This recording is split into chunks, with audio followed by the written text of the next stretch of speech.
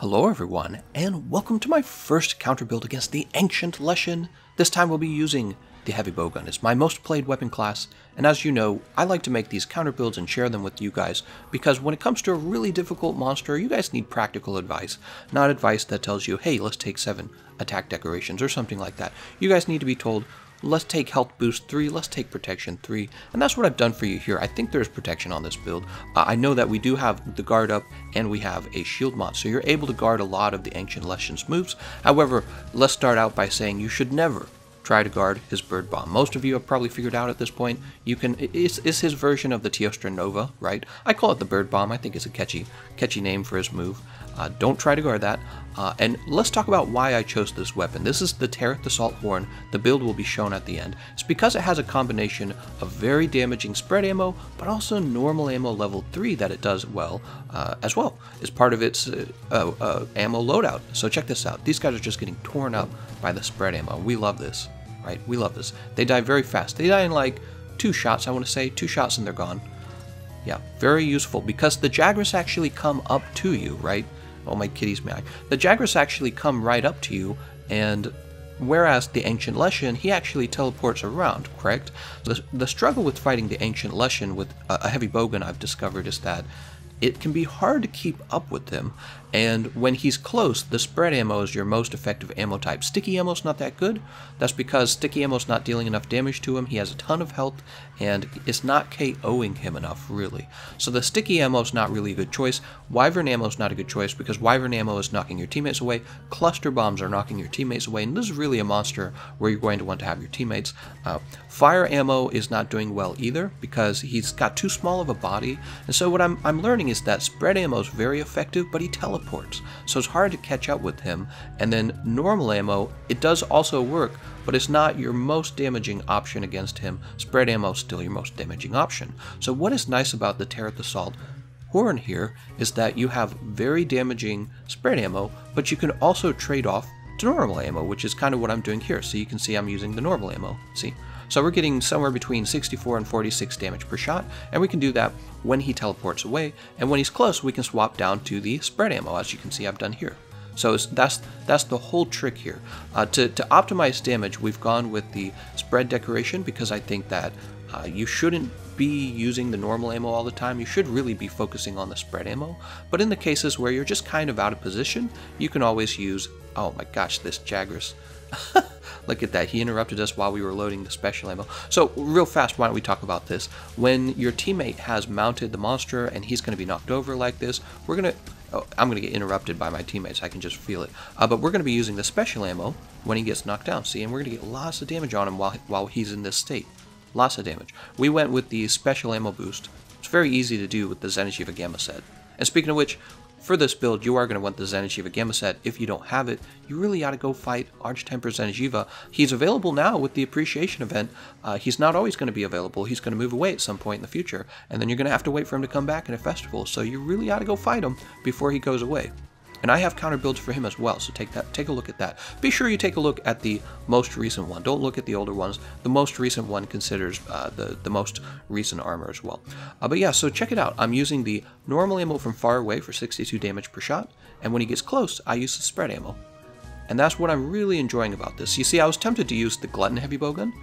Glutton Heavy Bowgun is going to do higher sustained damage with the spread ammo.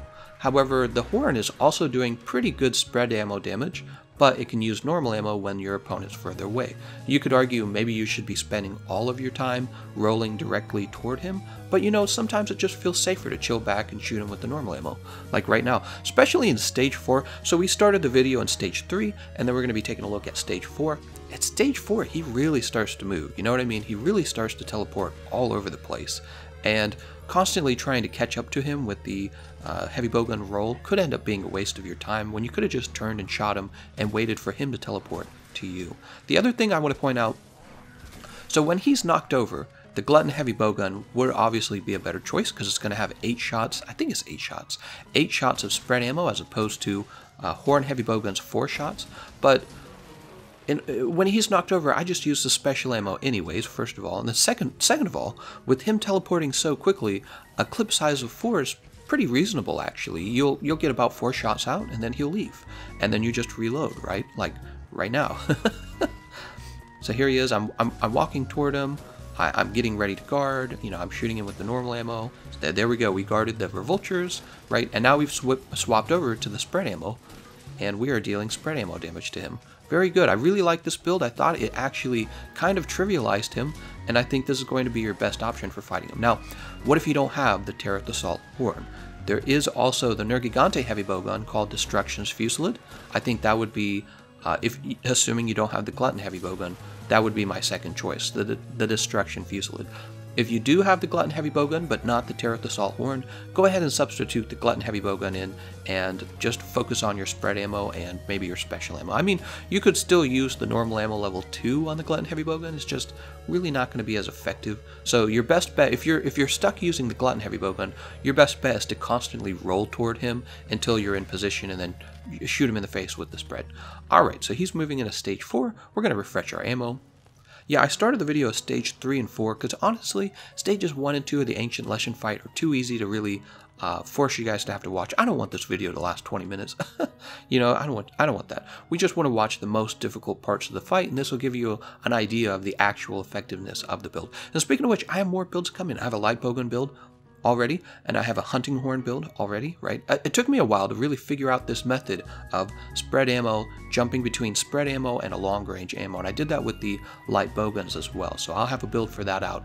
Probably not today, probably tomorrow. We also have to talk about, I'm going to be working on my complete strategy guide. I already have some of the script written. We want to break down his entire moveset, and that has been really the hardest part. Like, for example, that move he just used is kind of like Meteor. He puts his arms over his head and then he throws his arms down, and I notice he shoots roots out that actually have tracked you. They've locked onto you, and it's just kind of hard to tell.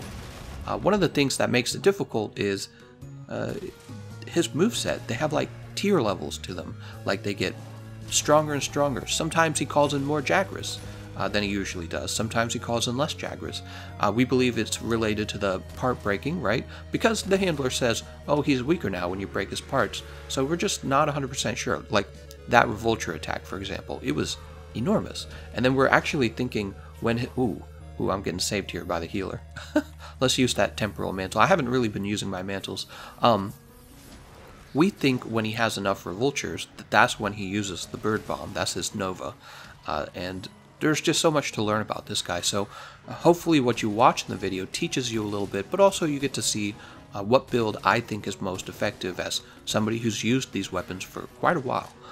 Yeah, we'll be talking about heavy bowguns, light bowguns, hunting horns, probably the hammer. I do like the hammers a lot. You guys saw my first video was with the very tanky, long-shelling gun lance.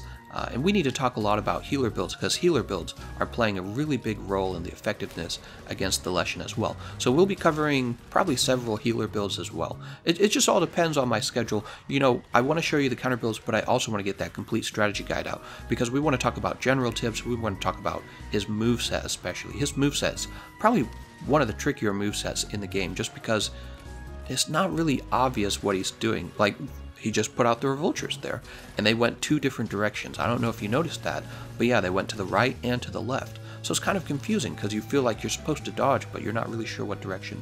Alright, he's going down, and I'm going to want to use the special ammo. I feel like we're probably at the end of this fight. You'll notice the whole time I was just constantly getting spread ammo out on him. Is he done? Nah, he's still in. Not bad though, not bad. You saw that. So when he goes down, that's when I use my special ammo. Alright, and what am I doing here? I'm healing up. We're going to grab probably the Rocksteady Mantle right afterward. No, we're just going to go for the damage. Alright, there he is, arms over his head and then down into the ground, and a big burst of roots. So I was able to easily guard that. And the other thing I want to point out is it is important to have a healer on the team when you're playing like a slow sheathing shield weapon. That's true for the lance, it's true for the gun lance, it's true for the heavy bowgun, because what's going to happen is you are going to take pretty heavy chip damage. At least in this case, I don't actually have to get perfectly close to him. If you're playing the lance, you actually have to get pretty close to him. And oh, here we go, I'm using the demon ammo. So this gives everyone a damage boost. That's why we use it. Oops, he rolled out of it. So he doesn't get the buff. Alright, there's it. He has a 3 three-pronged attack there. That's what that was. One arm goes down, three-pronged attack. He's going to go ahead and teleport. The way he teleports like that, again, that's why I think the Glutton Heavy Bowgun maybe isn't the most optimal build necessarily. You're going to get more damage per shot with the Terrath Assault Horn, which is what we're using. Here we go, he got mounted. The Glutton has higher sustained damage by a lot, but the Horn has more damage per shot, and with the, with him teleporting all around, that's actually not a bad deal.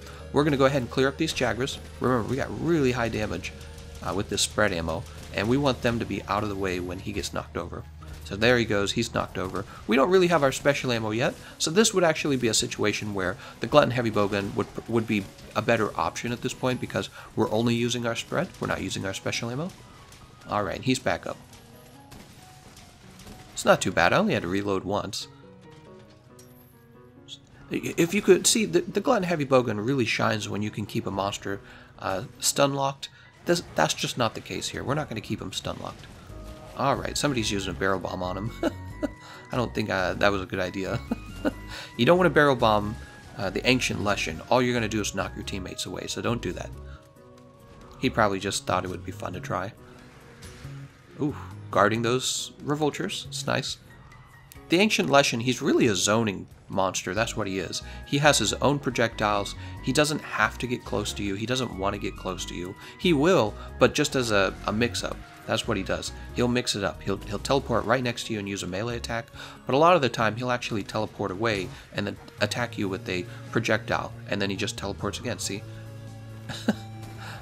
Don't forget, if you didn't watch my my opening guide to fighting him, my day one guide, you can actually hear where he's teleporting to if you're wearing your headset. So wear your headset when you fight this guy because it makes a big difference. See, I just kind of know where he's going to be. See, I can just hear him. I can hear where he's going to, and that's playing a big role here. And once again, what I was saying about him teleporting all the time, you don't really get to take advantage of having a large clip of ammo. Maybe if you're talking about slice ammo, or I don't recommend fire ammo, but yeah, like slice ammo, the larger the clip, the better. But in this case, it's not such a big deal with the spread ammo because he just moves out of the way too fast. Alright, we got the part break. He's knocked over. Every time you break his parts, it seems like he gets knocked over. This is probably the end right here. I remember ending on a special ammo. Oop. I'm not your target. Hit him, not me. And there we go. He is dead. And we did that in a pretty reasonable amount of time. We didn't really have any troubles in the fight, is another thing. Yeah. Alright. So the next thing for me to do is to show you the build for this Terrath Assault Horn. Alright, I'll show you the decorations. I kind of skipped past it there. The mods are the shield mod and 2 close range mods. So the build really leans toward the spread ammo, and the normal ammo is just a bonus that you get to use when he's too far away. And that's what I recommend doing with this. You mostly want to use the spread ammo. Alright, that's everything I had to say. I want to thank you all for watching, and I'll see you guys next time.